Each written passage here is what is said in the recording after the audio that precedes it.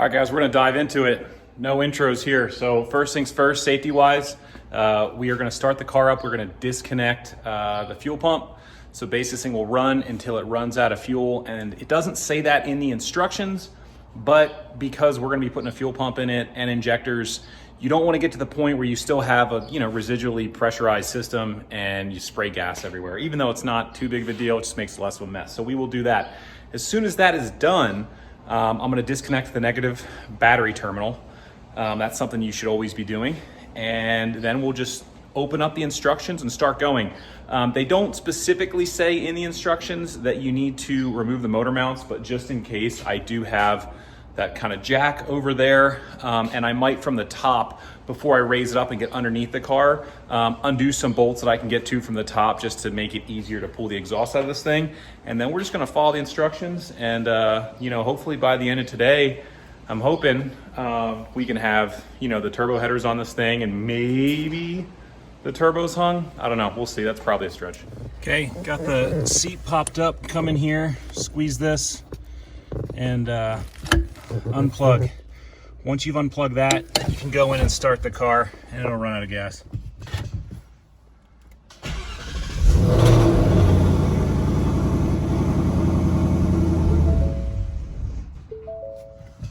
That was easy. So pro tip, if you've got a set of hood struts on your car, it's not easy to pop this thing off because the hood strut runs through it. But if you undo the push pins, you can just peel this back up and with a 10mm undo your negative and just pull it off. That's easier than trying to pop this off, take the cover off, all that stuff. So at the time of filming this video, these are the latest instructions for a Mach 1. So I know it doesn't say Mach 1, but I did talk with Hellion and this is what they tell me. So if you're doing this yourself, make sure you get this one. We'll start at the top and start going.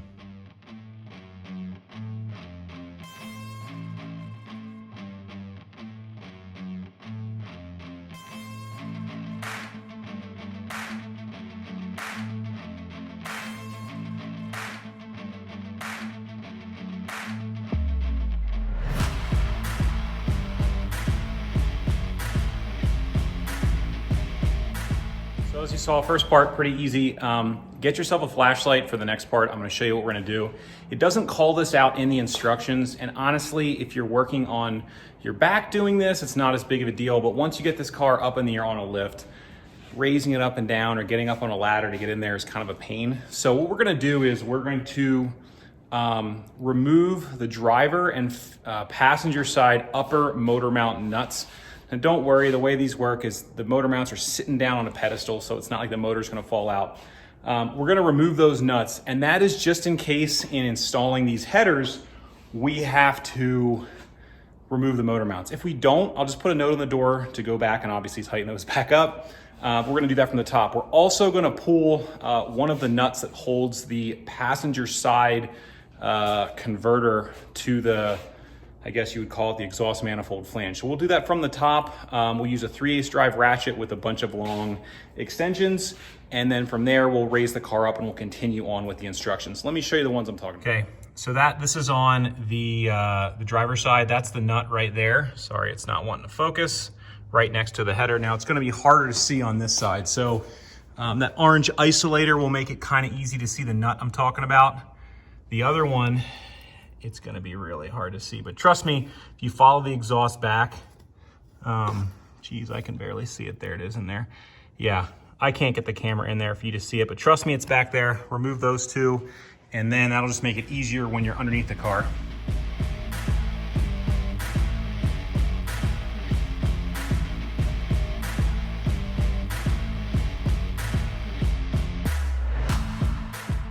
Like that was one of those things that probably took 2 seconds on the time lapse, but was actually kind of a pain in the butt. I had to use like all of these extensions plus more. So if you're planning on doing this, now maybe you can get it from the bottom, or maybe it just comes off in one piece, I don't know. But again, I'm looking at the instructions for long tube headers and I'm mixing that with the instructions because the instructions for the header portion, since the 4-in-1 headers are kind of an option, isn't super detailed, but if you go to like lmr.com, you can find instructions for long tube headers on an S550, and I think they give a little bit more detail. So I'm kind of merging those two together.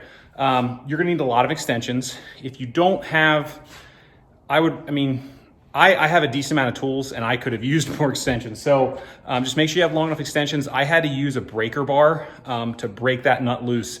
And this thing's cool, right? So it ran last night. Obviously you want to work on exhaust stuff when it's cool. It sat overnight, but that bolt was hard to get off. So just take your time, don't break anything. Make sure you got a nice socket because the last thing you want to do is round that off. So I got the nut off. We'll go and raise the car up now and then continue with the Hellion instructions from underneath. Got the car up in the air. This gives us a chance to inspect any work that we've done previously. So if you've watched my other videos, we did oil pump gears, and I'm noticing, I think, a little bit of almost leakage from this plug. I'm really not a fan of these plugs that they put on the 18 and up cars with these plastic. It's just, I'll flip the camera around. Take a look right here, right? You can literally see, like, that sucks. I don't know. So it's a little bit damp right there. The other thing I noticed was up in here, I've got a little bit of oil on that bolt. If you remember, on these cars, to do the oil pump gears, you got to drop the pan down a little bit. And then you do go in and put RTV up here in the corners, which I did per the instructions, but it's just a pain. So we'll have to keep an eye on that, try and dab that clean. But the next part is going to be, I'll throw the time lapse on, and this whole front cover comes off, and it takes forever. It's like 22 7mm screws.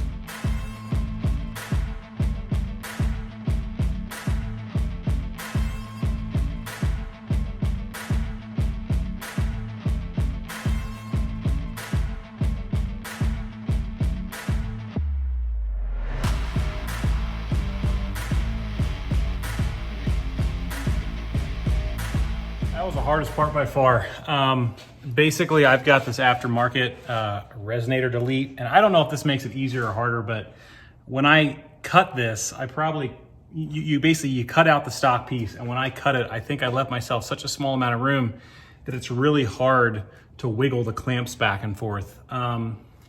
So if you remember earlier, we pulled one of these bolts loose, and then you do the other one from the bottom. And then basically I got the passenger side out first. That wasn't too hard. The driver's side was a little more difficult. I think what we're gonna do now is come up under here with a lift and support the motor.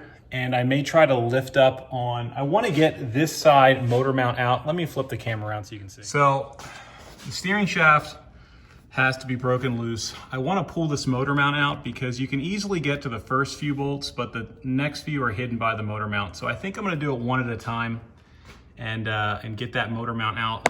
Because I am doing headers, they tell you not to disconnect this O2 sensor, but I did.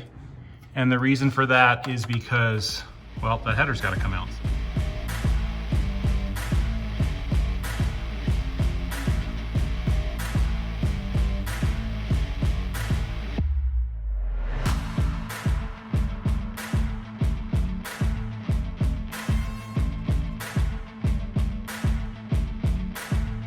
But we're back, and as you probably saw, there's my door shutting.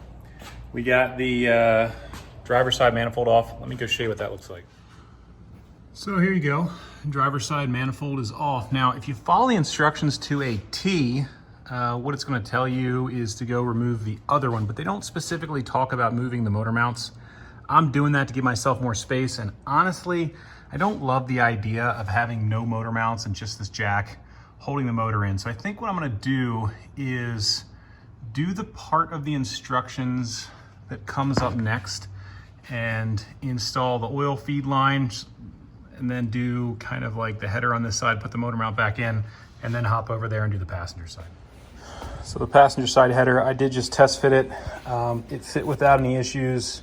I believe you are gonna have to plug this O2 sensor port right here, which shouldn't be a big deal. I think it comes with a plug. It's not in this container, but I believe you do get that with the kit. And I did check, and you can throw this up in place and install that later.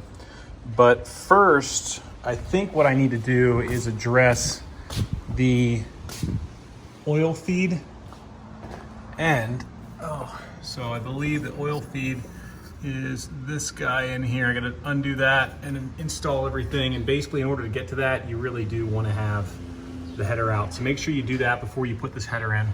So here's the first part of the kit that I'm not in love with. So in the instructions, it shows you coming out of here with a T and then coming over with a 45 dropping down to feed your oil feed line, okay? The problem is that Ford uses, it's not just a threaded fitting here, it's a thread with an O-ring. So it's the O-ring that's making the seal. So what they give you right off the bat, or what the picture shows, won't work. You can't thread in there with, it's the different type of threads, it's no O-ring. So in the kit, it comes with this little section of braided line, an adapter, another adapter, and I made it work. You wind up having to go and loosen the sender or the wire for your oil pressure sender. And I actually fastened it to, I'll show you what I did up top. Actually, that part's kind of slick, I think. I don't know, they don't show it in the instructions, but you wind up pulling this loose, you route everything underneath there. I gotta pop this back in, hold on. Let me do that before I forget. Okay, that's back in there. So, again, will it work? I think so. You know, this line kind of is rubbing a little bit on here, but again, all of this should be kind of shaking at the same, you know, frequency, right? So it's not like you should have one thing fixed and one thing vibrating. But again, it's not my favorite.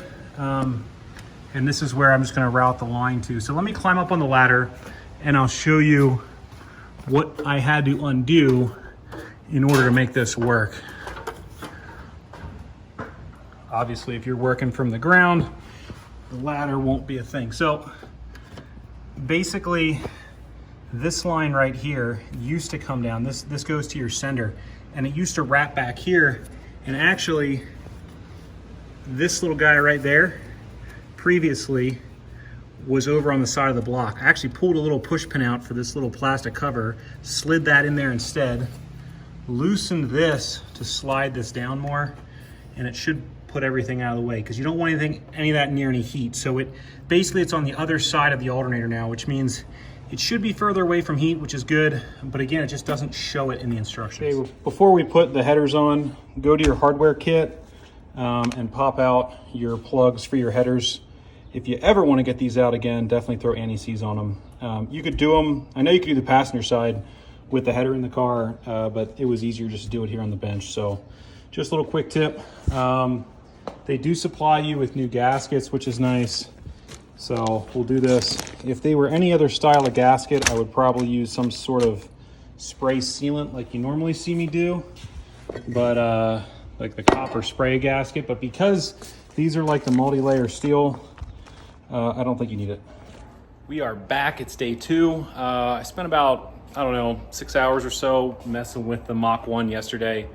Didn't get quite as far along as I would have hoped. The big thing, well, 2 things kind of slowed me down. The oil feed system, again, the instructions don't quite match what they send you, and that's fine. I think in a perfect world, I would have moved some of the fittings around on the T, just so I didn't have to reroute the wiring, but neither here nor there. I think we got it.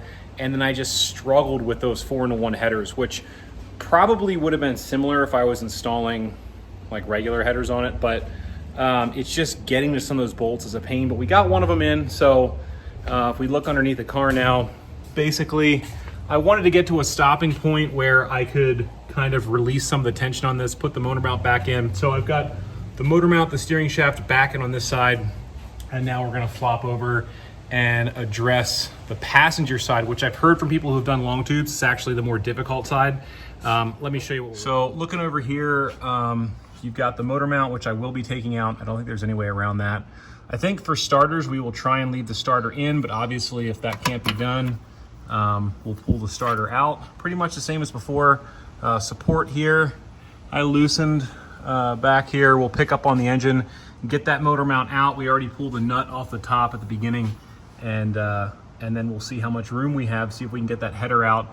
We won't have to be fighting the catalytic converter on this side because this side is separate. I don't know if that'll make it easier or not. It does kind of look like there's less room in there if I'm being honest.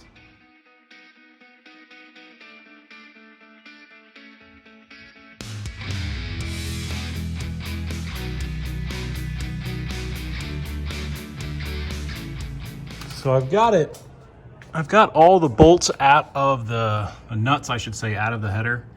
but I think I'm gonna have to pull these studs out of the head because there's not enough room. I've got this thing jacked up pretty far to where I can hear the tire starting to want to come off the ground. And I don't want to lift anymore with this hoist because you never know how much room. You don't want to pinch something up top. So I think what I'm going to do is undo those bottom four since I can easily get to them, and hopefully the header will fall out. I don't know if you saw it or not. I did pull the starter out, obviously the motor mount too. They don't specifically show that in the instructions, but you'd be joking if you thought you could ever get these out without removing those two parts. I'm sure you guys are tired of hearing me complain about installing headers. I really hope that this is the hardest part of this because it is a pain. Let me show you some things you're gonna have to clearance. I can't remember if we talked about it already, but that little plug is pretty close to the bell housing, but almost more concerning is right here. The starter is almost touching, at least the insulation is. And I didn't notice this because I put the starter in after the header was in, but I'll talk to some people. If this is an issue, you could pull the starter out and maybe grind a little bit, but you want to be careful because there's not like a ton of meat there that you can grind away from, so it might just have to be how it's going to be. Also started to pull the trans cooler lines because I've got the engine jacked up right now. I can't get the back one out, so I'll have to wait.